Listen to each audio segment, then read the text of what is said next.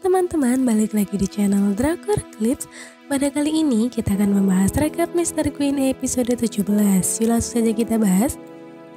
Sebelum kita mulai, bagi teman-teman yang belum subscribe channel ini, bisa mencet dulu tombol subscribe-nya ya. Dan jangan lupa klik loncengnya untuk support terus channel ini. Pada episode 17 kali ini, terlihat Tabib memberitahu Ratu kalau dirinya sedang hamil guys.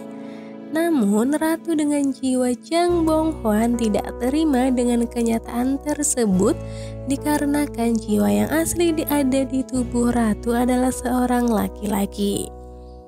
Oleh karena itu Ratu tidak mau bertemu dengan Raja dan menyuruh semua orang keluar dari kamarnya. Ratu yang kesal dan masih gak percaya bagaimana dirinya bisa hamil guys. Sementara itu, Ibu Suri Sunwon mendapat kabar bahwa Ratu sedang hamil. Di istana, seorang pria memukul drum untuk mengumumkan bahwa ada kedatangan bayi yang baru lahir. Yong-in yang mendengarnya pun langsung marah dan membelah peta istana menjadi dua. Di sisi lain, terlihat ayah Ratu sedang menulis catatan dengan raut muka yang sedih dan kelihatan sedang galau ya guys. Karena di catatannya yang berbunyi bahwa hatinya kosong dan bagaimana dia bisa mengisi hatinya, bahkan mengkhianati keluarganya sendiri. Kemudian salah satu budaknya memberitahu sang ayah bahwa Ratu sedang hamil dan ayahnya yang mendengarnya pun langsung tersenyum bahagia. Selanjutnya, Kasih memberitahu Raja bahwa Raja harus mencoba dan menemukan cara untuk membuat wanitanya bahagia. Karena sang Kasim tidak tahu apa yang bisa dilakukan, sang Raja pun langsung menghampiri dua sahabatnya untuk mendapatkan pencerahan guys. Saat Ratu berada di kamar bersama dua dayang kesayangannya, tiba-tiba Ibu Suri Sunwon dan Ibu Suri Jo datang menemui sang Ratu. Ibu Suri Jo memberi amplop merah dan ternyata isinya adalah jimat guys, yang katanya dia harap bayinya akan segera melihat dunia.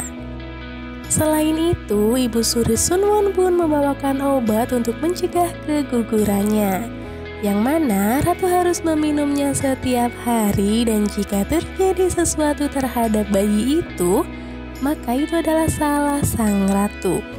Kemudian Ratu tiba-tiba kelihatan akan muntah dan berpikir bahwa mereka berdua telah mengancamnya. Dua dayang kesayangan Ratu menunjukkan sebuah buku tentang pendidikan kehamilan. Mereka mulai mengajarkan Ratu tentang bagaimana posisi yang tepat untuk tidur, pijatan kaki tetapi Ratu tidak boleh tertawa, tidak banyak emosi, tidak banyak bicara, serta tidak boleh makan sembarangan guys. Ratu yang tidak tahan dengan semua itu pun marah dan melemparkan semua alat peralatan makannya. Ratu dan Hongyeon menyelinap ke dapur untuk minum alkoholnya. Ketika Ratu membuka wadahnya tetapi tidak ada yang tersisa satupun. Ternyata yang minum semua sampai habis tinggal tempatnya doang adalah si Dayang Choi guys. Wah, mabuk ya Dayang Choi. Setelah itu Raja mengajak kencan romantis sang Ratu di luar istana guys. Sepertinya Raja melakukan itu untuk menghibur sang Ratu yang masih saja cemberut. Raja membawanya ke rumah liburan kerajaan dan bertanya mengapa Ratu sangat marah dengan kehamilannya. Ratu pun berpikir jika bayi ini menjadi penerus raja dan mewarisi negara, maka Ratulah yang akan menjadi orang dengan kekuatan tertinggi. Ratu juga akan melakukan perawatan bayi yang benar mulai sekarang dan akan mengajari bayinya bagaimana caranya untuk menang.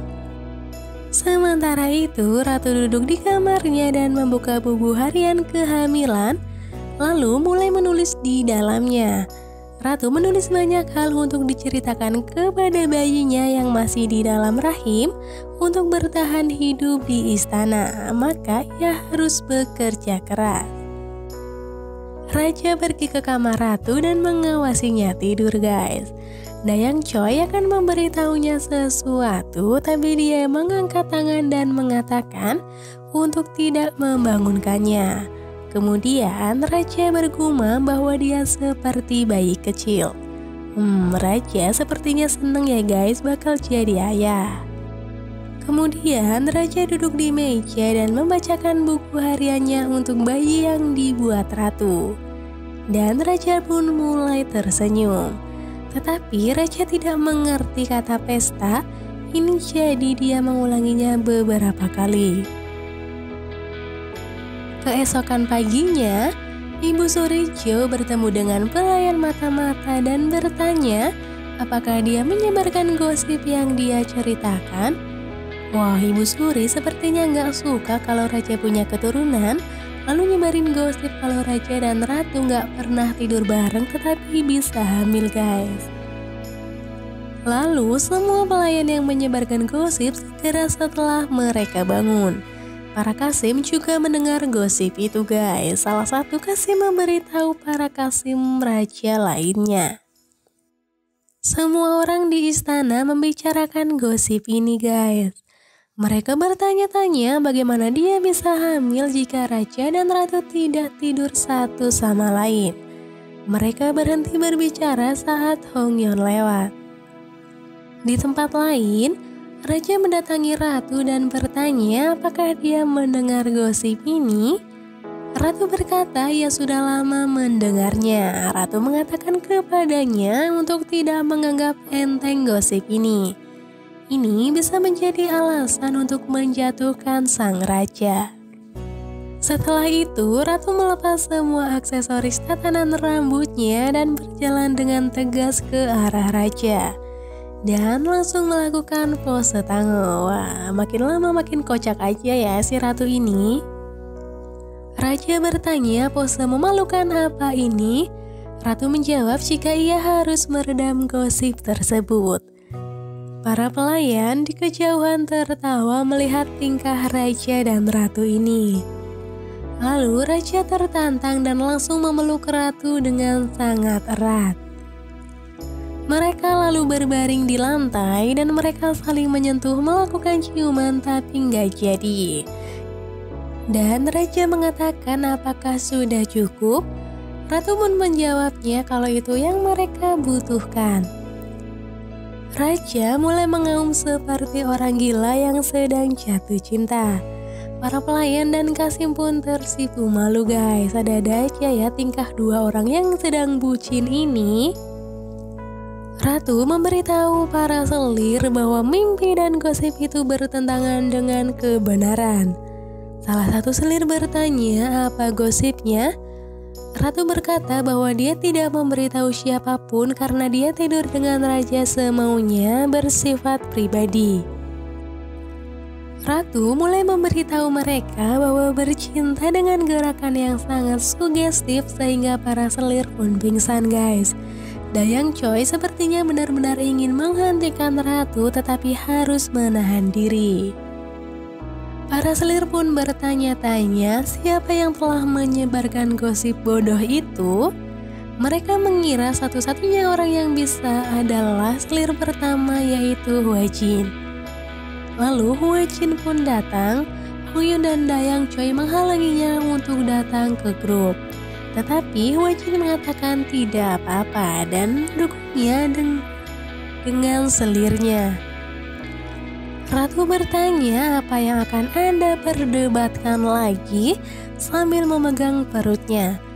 Lalu Hwajin memberikan busur dan anak panahnya ke Ratu. Dan mengatakan mengapa Ratu tidak berlatih. Dengan keahliannya dia tidak akan terbebani untuk membantunya. Sementara itu raja yang terlihat sedang berada di tempat pelatihan rahasianya. Yang Pyong datang dan menyuruh raja untuk melakukan satu putaran dengannya. Setelah mereka selesai bertengkar, Yang Pyong berkata kepada raja bahwa selir sangat mengkhawatirkan dan memikirkan raja. Tetapi raja bahkan tidak menghargainya. Setelah Yang Pyong pergi, raja berteriak berapa banyak penderitaan yang harus dideritanya.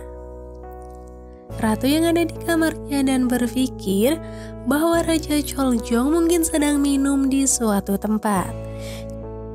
Jika dia tidak hamil, maka dia bisa minum bersama sang raja. Ratu menghela nafas dan berpikir bahwa hamil telah mengubah segalanya. Ketika Ibu Suri Jo akan menemui Ibu Suri Sunwon, dia berkata bahwa sebelum Ibu Suri Sunwon mengetahui gosip itu, dia akan memberitahunya sendiri. Di sana, Ibu Suri Jo mengatakan kalau kehamilan sang ratu bukanlah karena sang raja, tetapi itu adalah putra Byung-in. Dan dia berkata bahwa keluarga Kim adalah satu-satunya yang menghancurkan keluarga kerajaan.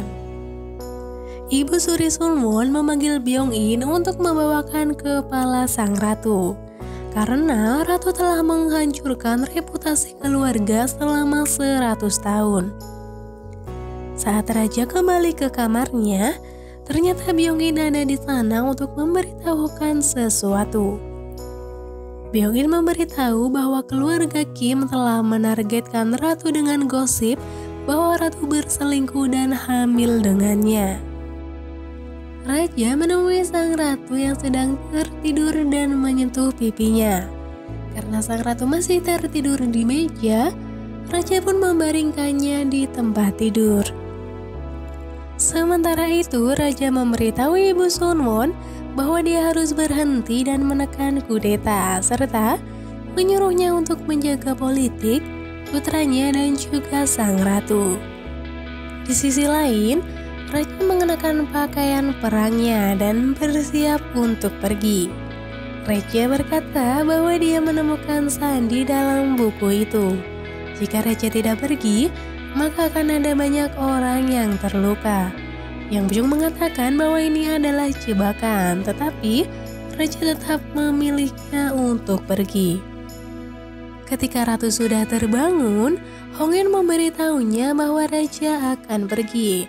Ratu berlari untuk menghentikannya, tetapi raja tidak mendengarkan dan terus berjalan menggunakan kudanya.